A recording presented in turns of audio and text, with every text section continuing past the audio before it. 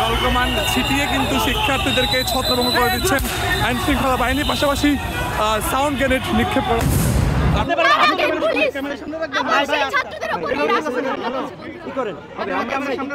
বিক্ষোভ সমাবেশ করতে যাচ্ছি, সেখানে পুলিশে আমাদের উপর নির্বিচারে হামলা করছে। ভাই যখন পুলিশ ডিসপার্স করে লাঠিচার্জ তো হতেই পারে একটু।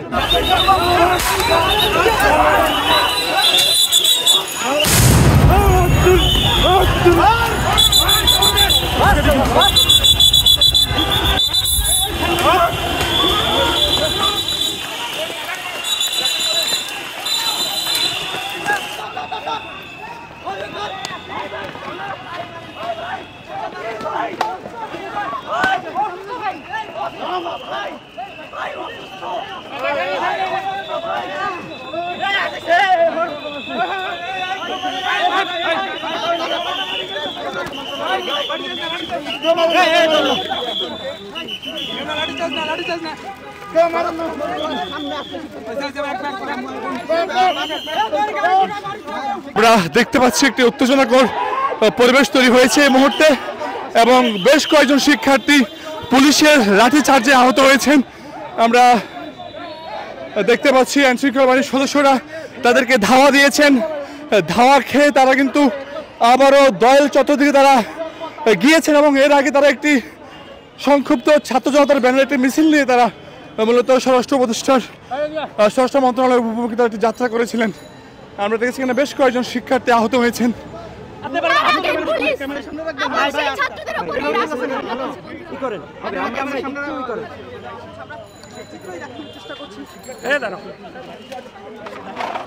আমরা দেখতে পাচ্ছি এক নারী শিক্ষার্থী যিনি পুলিশের লাঠিচার্জে আহত হয়েছেন, তাকে কিন্তু তার সহকর্মীরা রিকশায় করে কিন্তু তারা মেডিকেল দিয়ে নিয়ে যাচ্ছেন।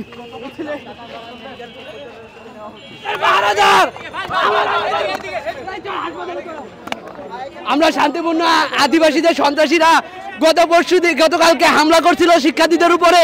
তো এই কারণে আমরা কি করে যে আমরা বিক্ষোভ সমাবেশ করতে যাচ্ছি, সেখানে পুলিশে আমাদের উপর নির্বিচারে হামলা করছে। আমাদের অনেকে আহত হয়ে মেডিকেলে ভর্তি আছে। তারা এখনো 24-এর খুনি আবার সেই ডক্টর নিনুর ডেকে নিয়ে আসছে খুনিদেরকে। জলকামান ছিটিয়ে কিন্তু শিক্ষার্থীদেরকে ছত্রভঙ্গ করে দিচ্ছেন আইন শৃঙ্খলা বাহিনী, পাশাপাশি সাউন্ড গ্রেনেড নিক্ষেপ করা। আমরা দেখতে পাচ্ছি এখানে সাউন্ড গ্রেনেড নিক্ষেপ করা হয়েছে, পাশাপাশি শিক্ষার্থীদেরকে ছত্রভঙ্গ করে দেওয়ার জন্য জলকামান মারা হয়েছে, লাঠিচার্জ করা হচ্ছে শিক্ষার্থীদের। আমরা একটু দেখতে পাচ্ছি এখানে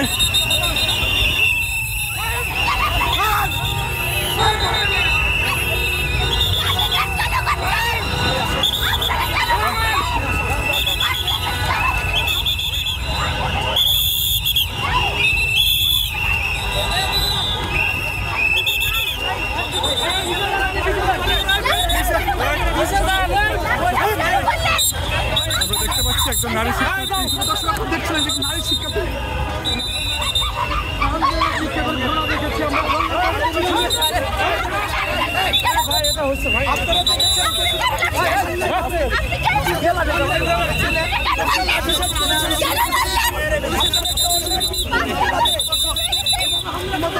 আমার আছে টর্নেডো, আপনার আছে তো?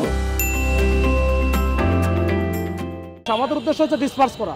আমার উদ্দেশ্য কাউরে মারা না, কাউকে ক্ষতি করা না, কোনো কিছু না, বরঞ্চ ওদের দাবির সাথে আমাদের কোনো ইয়ে না, দ্বিমত নাই। ঠিক আছে, এইটুকুই ভাই, আমরা এইটুকুই করছি। না লাঠি চার্জের কোনো বিষয় নেই।